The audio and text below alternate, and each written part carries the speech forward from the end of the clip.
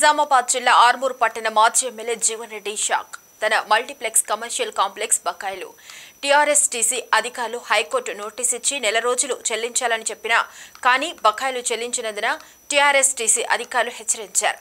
లేని ఎడల సీజ్ చేస్తామని హెచ్చరిక.